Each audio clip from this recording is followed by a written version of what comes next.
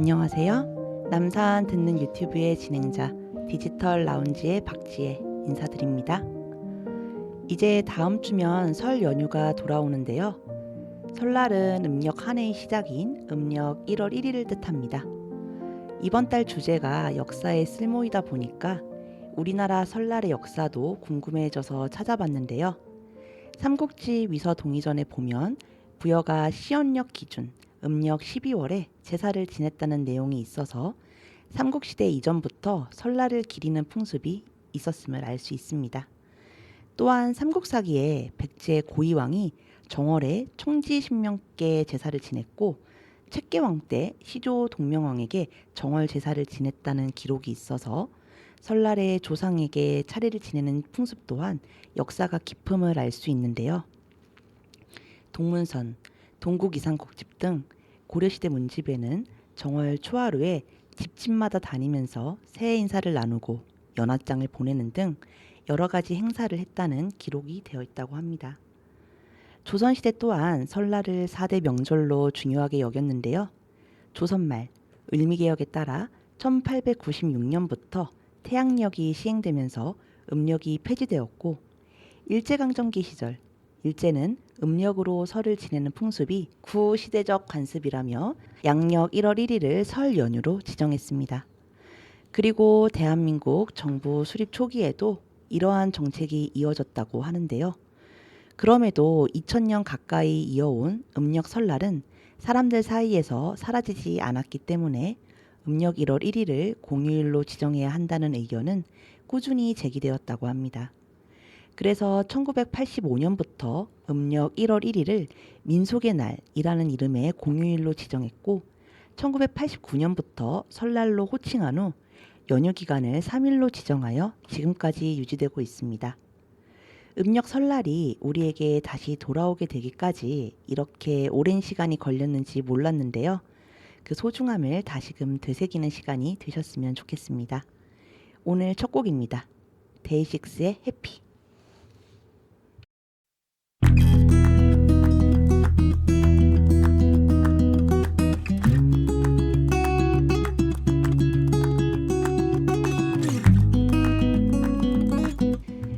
그러면 메인 코너 사서가 들려주는 책 이야기를 진행하도록 하겠습니다. 오늘도 저와 함께 이야기를 나눌 사서를 소개하겠습니다. 안녕하세요. 안녕하세요. 남산도서관 디지털 라운지 사서 최태현입니다. 오늘도 잘 부탁드립니다. 네, 그러면 본격적인 대화에 앞서 오늘 이야기 나눌 책에 대해 소개하도록 하겠습니다. 최태성 작가님의 다시 역사의 쓸모인데요. 지난 화에 이야기 나눴던 역사의 쓸모에 이어서 나온 책입니다. 이 책의 제목은 다시 역사의 쓸모인 것에서 알 수 있듯이 전작인 역사의 쓸모와 주제의식을 공유한다고 하는데요. 역사가 우리에게 얼마나 실용적인 도움을 주는 학문인가와 세상을 바라보는 건강한 시선이란 무엇인가, 이 두 가지 질문이 주제의식이라고 합니다. 작가님은 역사의 쓸모에서 첫 번째 질문에 초점을 맞췄다면 다시 역사의 쓸모에서는 두 번째 질문에 조금 더 집중해서 쓰셨다고 하는데요.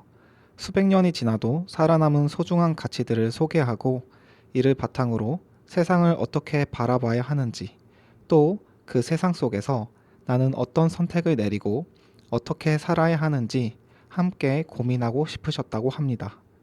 작가님은 선한 사람이 결국에는 승리한다는 것을, 끊임없이 도전하는 중에 겪게 되는 실패는 성공을 위한 과정일 뿐이며 하루하루 정성을 다하는 삶이 훌륭한 결과를 만들어낸다는 것을 역사를 통해 확신하게 되었다고 하는데요.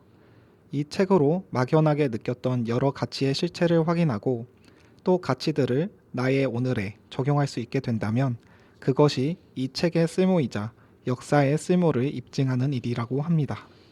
네, 그러면 오늘의 책에 대해서 좀 더 이야기를 해보겠습니다. 다시 역사를 찾는 이유. 삶의 품위를 지켜주는 역사의 통찰. 일상에 정성을 더하는 오래된 지혜. 여정의 끝에서 비로소 깨닫는 것들. 이렇게 4개의 장으로 구성되어 있는데요. 첫 번째 장인 다시 역사를 찾는 이유는 역사가 우리에게 필요한 이유를 4가지 소주제로 나누어 설명하고 있습니다. 태연 서사님은 이 중에 어떤 내용이 가장 인상적이었나요? 네, 저는 넷다 인상적이었습니다. 우리나라 역사뿐 아니라 세계사 속의 에피소드도 다루고 있어서 재밌었는데요. 그 중에서 우연을 필연으로 만드는 힘, 챕터를 이야기하려고 합니다. 나비 효과로 시작되는데요. 나비 효과란 나비의 날갯짓처럼 아주 작은 변화도 연쇄적으로 이어지면 그 영향이 증폭되어 어디에선가는 전혀 예측하지 못한 일이 일어난다는 내용이잖아요. 1914년부터 1918년까지 이어져 무려 4천만 명의 사상자가 발생한 제1차 세계대전도 그렇다고 합니다. 제1차 세계대전의 도화선이 된 사라예보 사건을 살펴보면 어떻게 이렇게 우연히 겹칠 수 있을까라고 생각하게 된다는데요. 사라예보 사건은 1914년 6월 28일 보스니아 수도 사라예보에서 올린 총성에서 시작됐습니다. 오스트리아 헝가리 제국의 황태자였던 프란프 페르디난트를 노린 암살 기도였는데요. 황태자 부부는 암살 단원의 총에 맞아 숨졌는데 놀라운 건 황태자 부부가 이 총을 피할 기회가 무려 4번이나 있었다고 합니다. 그럼에도 피하지 못한 거였습니다. 네, 페르디난트 황태자 부부의 암살범은 세르비아계 보스니아인이었습니다. 차기 황태자를 잃은 오스트리아 헝가리 제국은 암살범의 배후에 세르비아 군부가 있다는 정보를 입수했고 이에 세르비아에 전쟁을 선포합니다. 그러자 세르비아의 편이었던 러시아가 끼어들고 오스트리아 헝가리 제국의 동맹국인 독일도 끼어듭니다. 그리고 각 나라들의 동맹국들도 참전하게 되는데요. 그러면 사라예보의 총성은 정말 우연히 전쟁을 불러왔을까요? 이미 유럽 열강은 제국주의와 민족주의, 또 한편으로는 범게르만주의와 범슬라브주의로 나뉘어 있었습니다. 결국 전쟁은 필연적인 결과였고 사라예보에서의 총성은 하나의 명분이었을 거라고 책은 말하고 있습니다. 어떤 사건이든 현상만 바라보면 오류를 범하기 쉬운데요. 그래서 역사를 알면 겉으로 드러나지 않은 사건의 본질을 볼 수 있게 된다고 합니다. 역사 속 기막힌 우연으로 자주 언급되는 또 하나의 사건은 베를린 장벽 붕괴입니다. 제2차 세계대전이 끝난 뒤 독일은 동독과 서독으로 갈라져 우리나라처럼 분단 국가가 되었습니다. 수도인 베를린은 공산주의 진영인 동독 안에 있었으나 동서로 나뉘었는데요. 동독 안에서 자본주의 진영인 서독의 영향을 받던 서베를린은 고립된 자유의 섬과 같았습니다. 동독과 서독의 경제 격차는 계속해서 벌어졌고 동독 사람들은 서베를린을 통해서 서독으로 가는 것을 시도했는데요. 동독에서는 이를 막기 위해 벽을 세워 서베를린을 봉쇄합니다. 장벽이 봉쇄되었어도 동독을 탈출하려는 사람은 줄어들지 않았다고 합니다. 장벽을 넘기 위해 수많은 사람이 죽었습니다. 결코 해소되지 않을 것 같았던 베를린의 냉전 분위기는 동독과 서독의 관계가 나아지면서 조금씩 달라졌습니다. 변화의 흐름이 느껴지자 동독 사람들은 여행의 자유를 외쳤는데요. 시위가 거세지자 동독 정부는 불만을 잠재우기 위해 기자회견을 열기로 했다고 합니다. 1989년 11월 9일 기자회견장에는 동독 사회주의 통일당 정치국 대변인이었던 귄터 샤보브스키가 참석했는데요. 기자회견 중에 이탈리아인 기자가 언제부터 여행 자유화가 가능하냐고 물었는데 즉흥적으로 지금부터라고 대답했다고 합니다. 물론 이 대답은 명백한 실수였다고 하는데요. 제대로 이해하지 못한 채 대답한 것인데 이 대답을 듣자마자 기자들은 동독이 국경을 개방한다는 긴급 뉴스를 전 세계에 타전하기 시작했습니다.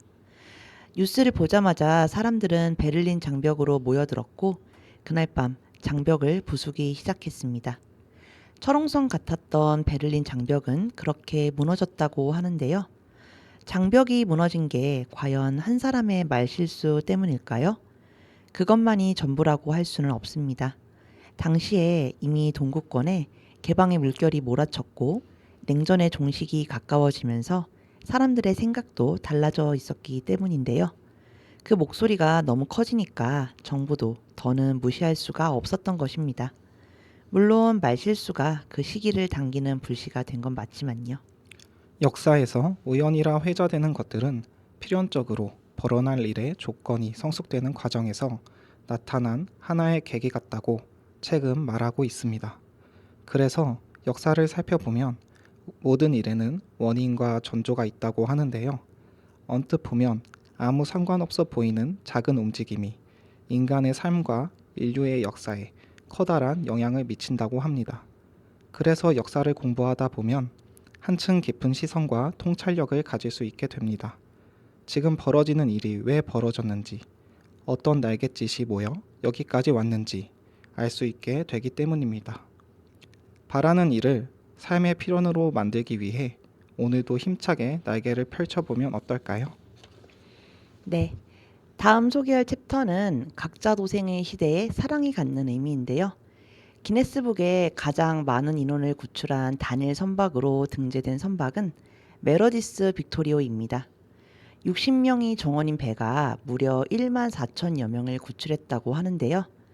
놀라운 사실은 이 배의 기록이 우리나라에서 세워졌다는 것입니다. 1950년 12월에 벌어진 흥남 철수작전에서였는데요. 당시 흥남 철수작전에는 민간인 이송이 포함되어 있지 않았다고 합니다. 군인과 군수물자를 이송하기에도 벅찼기 때문인데요. 하지만 당시 군부 지휘부와 통역을 맡았던 현봉학 박사가 작전을 지휘하고 있던 에드워드 알몬드 장군을 강하게 설득했다고 합니다. 메러디스 빅토리오는 화물을 실어 나르는 배라 정원이 60명밖에 되지 않았고 이미 선원 47명이 승선한 상태였기에 부두에 남아있는 일반인을 태우기 위해서는 배에 있는 군수품을 버리는 것뿐이었는데요. 메러디스 빅토리오는 군수물자 대신 피난민을 태우기로 결정합니다. 결국 배에 실려있던 군수물자 25만 톤을 버린 후 정원에 230배나 되는 피난민 1만 4천여 명이 배에 올라탔고 12월 23일 흥남을 떠난 메러디스 빅토리호는 한 명의 희생자도 없이 무사히 거제도에 도착했다고 합니다. 이제 우리나라는 전쟁의 혼란에서 벗어났지만 세계 곳곳은 여전히 전쟁 중입니다. 2021년 8월 미군이 아프가니스탄에서 철수할 때도 260만 명의 난민이 발생했습니다. 미군이 철수하면 탈레반이 집권할 테고, 그러면 미국에 협력했던 사람이나 탈레반과 사상이 다른 사람은 목숨이 위험해지기 때문인데요. 미국에 의존하고 있던 아프가니스탄 정부가 무너지자 탈레반은 수도인 카불로 빠르게 진격했습니다. 세계 여러 나라가 아프가니스탄에 있는 자국민과 난민을 탈출시키기 위해 힘을 쏟았는데요. 한국 정부도 우리 교민을 빠르게 탈출시켰습니다. 하지만 한국에 협력한 아프가니스탄 사람들이 남아 있었는데요. 이 사람들 대부분 한국으로 오길 원했고 우리 정부 역시 이들을 안전하게 한국으로 데려와야겠다고 결심했다고 합니다. 그래서 미라클 작전이라는 치밀한 난민 구출 작전을 세웠고 그 결과 대성공을 거뒀습니다. 400명 가까운 인원을 한 명의 낙오자도 없이 모두 구출했다고 하는데요. 인원이 많은 데다가 짐도 많아서 필수품을 빼고는 다 버려서 이륙 중량을 아슬아슬하게 맞출 수 있었다고 합니다. 군수 물자를 버려가면서도 최대한 많은 사람을 태우려고 한 메러디스 빅토리호를 연상케 하는 부분입니다. 작가님은 사랑이야말로 세상을 변화시킬 수 있는 유일한 힘이라고 말합니다. 피난민을 한 명이라도 더 많이 태우기 위해 귀한 군수물자를 바다에 버린 사람들, 난민을 구출하는 데 진심을 다한 사람들, 득실을 따지기에 앞서 사람부터 생각하는 모습에 여지없이 울컥하게 된다고 하는데요. 역사를 통해 사랑할 수 있는 능력이 회복되는 것을 느낀다고 합니다.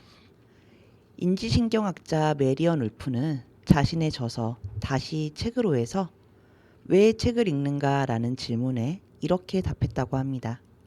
저는 이 세상을 사랑할 새로운 이유를 발견하기 위해 읽습니다. 라고. 역사를 왜 공부하는가?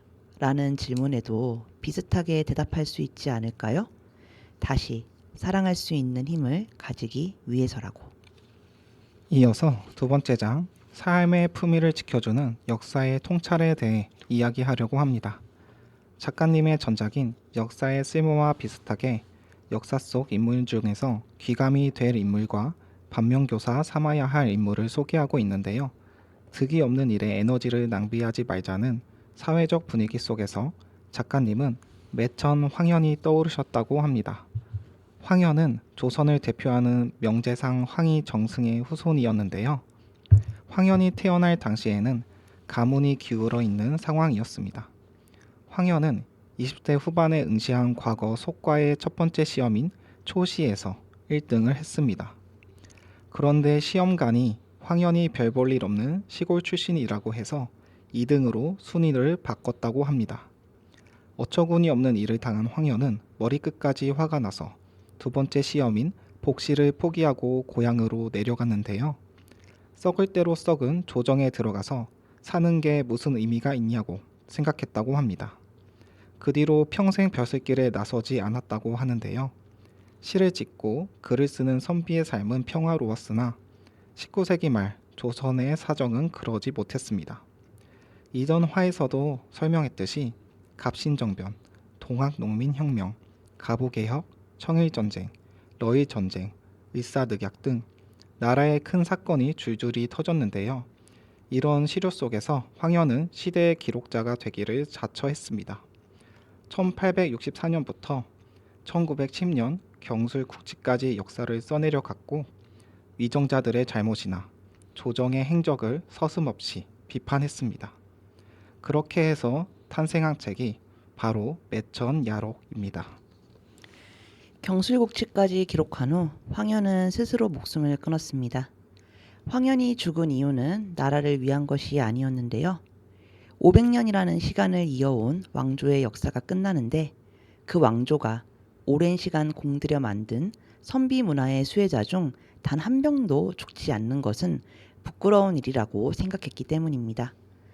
황현에게 지식인이란 단순히 아는 게 많은 사람이 아닌 그 지식을 토대로 행동할 줄 아는 사람이라고 하는데요. 황현은 역할을 다함으로써 자신의 존재를 증명하려 했습니다.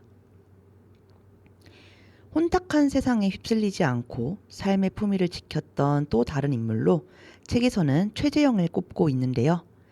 양반이었던 황현과 달리 최재형은 출신이 미천했다고 합니다. 극심한 가난에 시달리던 최재형은 먹고 살기 위해 연해주로 떠났는데요. 온갖 고생을 하며 모은 돈으로 최재형은 연해주 지역의 한인 마을에 학교를 세웠습니다. 최재형은 러시아인에게도 신뢰할 수 있는 사람이어서 러일 전쟁 기간에 많은 돈을 모았는데요. 러일 전쟁 이후 일본의 국권 침탈이 심해지자 최재형은 독립운동에 적극 가담하게 됩니다. 일본은 항일 무장 독립투쟁의 본거지였던 연해주를 눈엣 가시로 여겼다고 합니다. 그래서 1920년 연해주에 사는 일본인을 보호한다는 명목으로 연해주를 공격했고 최재형은 체포 후 바로 처형당했다고 합니다. 최재형은 10년도 채 살지 않은 고국에서 무시와 멸시를 받았습니다. 나라로부터 아무것도 받지 못한 사람인데요. 그럼에도 나라를 되찾기 위해 자신이 가진 모든 것을 바쳤습니다. 해준 것도 없는 나라를 위해 목숨을 바칠 필요는 없을 수도 있습니다. 이런 생각으로 친일파와 매국노를 변호하는 사람도 있는데요. 그런 사람들에게 책은 이렇게 말하고 있습니다. 나라를 핑계 삼아 나까지 부끄럽게 사는 것은 영리한 일이 아니라 스스로를 파괴하는 일이라고. 계산기를 두드리기보다 그저 올바른 일을 하나씩 해나가는 것이 나의 존엄을 지키는 일이라고요. 다음은 세 번째 장, 일상에 정성을 더하는 오래된 지혜입니다. 책에서는 역사 속 사례를 통해 새로운 발상, 거시적 안목, 상상력, 차별의 한계, 성공의 뒷면, 교육의 목표, 이렇게 6가지 소주제를 다루고 있는데요. 이 중에서 첫 번째로 거시적 안목에 대해 이야기하려고 합니다. 유럽의 신학로 개척 과정이 등장하는데요. 유럽 역사에도 여러 나라가 1위 전쟁에 뛰어든 때가 있었다고 합니다. 그 시작은 베네치아 공화국인데요. 동서양을 연결하는 중개무역이 국가의 주력 사업이었다고 합니다. 베네치아 공화국이 이런 부를 누릴 수 있었던 것은 호추 때문인데요. 당시 유럽에서는 호추가 가장 돈이 되는 물품이었다고 합니다. 호추로 큰 돈을 버는 베네치아 공화국을 부러워하는 나라가 당시에 많았는데요. 아라비아 상인과 이탈리아 상인이 무역을 독점했기 때문에 다른 방법을 찾아야 했고, 그래서 대서양으로 눈을 돌리게 됩니다. 포르투갈은 아라비아 상인을 거치지 않고 아프리카 대륙을 돌아 인도로 직접 가서 호추를 직거래하면 더 많은 돈을 벌 수 있을 거라고 생각했는데요. 포르투갈은 이 도전에 완전 진심이어서 당시 포르투갈의 수도 리스본은 신항로 개척의 꿈을 가진 사람들로 가득했다고 합니다. 그런데 모두가 아프리카를 돌아 인도로 갈 방법을 탐구하고 있을 때 콜럼버스는 신기하게 서쪽 항로를 개척하려 했습니다. 서쪽으로 지구를 한 바퀴 돌면 인도가 나올 거라고 계산했기 때문인데요. 콜럼버스가 생각한 지구가 너무 작았기 때문에 인도까지 가는 길도 그리 멀지 않을 거라고 생각했다고 합니다. 하지만 남쪽으로 갈 생각만 하고 있었기 때문에 포르투갈, 영국, 이탈리아 모두 콜럼버스의 제안을 받아들이지 않았는데요. 유일하게 스페인만 후원을 해줬고 2달 정도 항해한 끝에 육지에 닿았습니다. 콜럼버스가 인도라고 여겼던 땅은 북대서양에 있는 바하마 제도였고 후추도 없었지만 콜럼버스는 성공한 것처럼 보이기 위해 그곳의 원주민을 붙잡아 스페인으로 끌고 갑니다. 그로부터 6년이 지난 1498년 포르투갈의 탐험가 바스코 다 가마는 아프리카 대륙 남쪽에 있는 희망봉으로 돌아 인도로 갔습니다. 교역에는 실패했으나 캘리컷 항에서 구입한 후추만으로 원정 비용의 60배가 넘는 이익을 봤다고 하는데요. 하지만 포르투갈은 인도에 팔만한 물품이 없었고 그러자 거래를 포기하고 착취를 시작했습니다. 그리고 다른 국가들도 이런 방법을 따라하면서 제국주의의 조짐이 보이기 시작했습니다. 중세를 지나 근대로 향하는 동안 유럽의 패권은 이 나라에서 저 나라로 아주 빠르게 넘어갔습니다. 포르투갈의 관심은 오로지 아시아와 아프리카를 향해 있었고, 스페인은 기회를 잡았지만 과도한 종교적 신념으로 인해 상업기술이 뛰어난 유대인을 내쫓은 게 패착이었는데요. 금융과 상업의 중심지는 네덜란드로 넘어갔고, 이때부터 항해와 무역의 주체는 왕조가 아닌 상인으로 바뀌었습니다. 상인들은 이익을 얻기 위해 훨씬 빠르고 쉽게 움직일 수 있었는데요. 하지만 네덜란드도 상품의 다변화에는 실패했습니다. 이렇듯 여러 나라가 기껏 차지한 패자의 자리를 내려놓을 수밖에 없었던 이유는 거시적인 안목이 부족했던 탓이라고 최근 말하고 있는데요. 눈앞의 이익에 급급해 지나치게 탐욕을 부린 게 문제였다고 합니다. 유럽의 패권 전쟁을 살펴보면 영원한 1등은 없다는 사실을 깨닫게 됩니다. 그래서 우리는 1등이 될 수 있느냐 뿐만 아니라 1등을 얼마나 유지할 수 있느냐는 질문도 함께 생각해야 하는데요. 그래서 오래도록 사랑받기 위해서는 거시적인 시선이 필수적이라고 합니다. 물론 어떤 1등이 되느냐도 함께 생각해야 할 문제입니다. 유럽인의 탐욕에 희생당한 아시아인들의 희생으로 이뤄낸 1등이 어떤 의미가 있는지도 놓치지 말아야 하는데요. 건강한 1등이 아니라면 모래 위에 화려하게 쌓아 올린 사상 누각에 불과하다고 책은 말하고 있습니다. 지금 성취를 유지하기 위해서 무엇을 준비해야 할지 스스로에게 질문을 던지고 미래를 준비해야 합니다. 영광에 취하는 순간 시야는 좁아지기 마련이니까요. 다음은 마지막 장, 여정의 끝에서 비로소 깨닫는 것들입니다. 1장이 우리가 역사를 찾는 이유를 이야기한다면 마지막 장은 역사를 알게 되면서 깨닫게 되는 내용을 다루고 있습니다. 1977년 2월 20대 남녀가 유서를 남기고 서울 여의도의 한 호텔에서 투신했습니다. 동성동본으로 결혼을 할 수 없는 관계였는데요. 동성동본 금혼제는 아주 오래전 중국에서 넘어왔다고 합니다. 일제강점기에 조선 총독부가 동성동본 금혼제를 없애려고 했는데 우리를 위했다기보다는 일본식 가족 제도를 도입하기 위해서였는데요. 민족 말살 정책과 같은 맥락이라고 여겨 반발이 심했고 결국 포기했다고 합니다. 동성동본 금혼에 관한 논의가 다시 나온 건 우리나라 민법이 처음 제정된 제3대 국회에서였는데요. 이때 동성동본 금혼의 관습법을 폐한다는 조항이 들어갔으나 거센 반발이 일어 결국 국회는 1957년 동성동본인 혈족 사이에 혼인하지 못한다는 법안을 가결했습니다. 이 법은 1958년 2월 22일에 공표되었고 그 후로 47년간 유지됩니다. 대한민국 최초의 여성 변호사이자 한국가정법률상담소 설립자로도 유명한 이태영 박사는 동성동본 금혼제와 호주제 폐지에 앞장섰습니다. 이태영 변호사는 1952년부터 여성단체 연합을 조직하여 여성 인권 운동을 이끌며 가족법 개정을 위해 노력하신 분인데요. 호주제는 호주를 중심으로 가족 구성원의 출생과 혼인, 사망 등을 기록하는 제도입니다. 그런데 남자만 호주가 될 수 있었기 때문에 여성은 아버지의 호적에 있다가 결혼 후에는 남편의 호적에 들어가고 남편이 죽으면 아들의 호적으로 들어가게 되었습니다. 그래서 한 가정의 딸이 결혼한 뒤에 호적 등본을 떼어보면 딸 이름에 X 표시가 되어 있었는데요.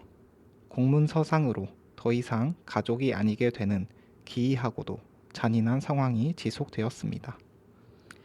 1955년 동성동본 부부 8쌍은 헌법재판소에 위헌 소송을 냈습니다. 다음 해인 1996년 40대 남성이 동성동본 금혼제로 인해 비관하여 음독 자살을 하는 사건이 일어났고 1997년에서야 헌법재판소는 동성동본 금혼을 명시한 민법 제809조 제1항에 대해 헌법 불합치 판정을 내렸는데요. 위헌 소송 제기로부터 10년 후 2005년 제17대 국회에 와서야 민법 개정안이 국회 본회의를 통과하여 동성동본 금혼제도가 폐지되고 8조 이내 근친혼 금지 제도로 전환되었습니다. 호주제도 이때 폐지되었고요. 개인적인 것이 정치적인 것이다. 미국의 여성운동가 캐롤 허니쉬가 한 말입니다. 사랑과 결혼, 가정 문제 같은 개인적인 것이 사실은 가장 정치적인 것이라는 뜻인데요. 역사는 분명히 발전합니다. 속도가 더디거나 때로는 잠시 뒤로 물러나기도 하지만 자유의 확대라는 방향으로 가고 있는데요. 지금껏 그래왔고 앞으로도 그럴 거고 또 그래야 한다고 생각합니다. 자, 이제 메인 코너를 마무리할 시간이 왔습니다. 태연 사서님, 오늘 남산 듣는 유튜브를 방문하신 소감이 어떠신가요? 1월 한 달에 걸쳐서 우리가 역사를 왜 배워야 하는지에 대해 2권의 책을 읽고 이야기를 나눌 수 있어서 좋았고 하루하루 살아가는 오늘이 내일이 되었을 때 저의 역사가 되는 거잖아요. 지나온 시간을 되돌아봤을 때 부끄럽지 않은 삶을 살도록 노력해야겠다고 생각을 했습니다. 저도 비슷한 생각을 했는데요. 다음에도 방송을 진행하는 저희와 듣는 여러분께 좋은 영향을 끼칠 수 있는 책을 들고 오도록 하겠습니다. 그러면 이제 오늘 코너의 마지막을 알리는 음악을 들려드리려고 하는데요. 태연 서사님, 혹시 준비해 오신 곡이 있으실까요? 저희가 아무리 새해 다짐을 하고 올해는 다르게 살 거야 하고 말해도 살다 보면 작은 거 하나에 웃거나 울거나 화내게 되잖아요. 그것이 삶이라고 말해주는 가사의 노래를 가져왔습니다. 허희경의 그렇게 살아가는 것입니다. 그러면 태연 서사님이 선곡해 주신 허희경의 그렇게 살아가는 것 들으면서 이번 코너 마치도록 하겠습니다. 감사합니다. 네, 감사합니다.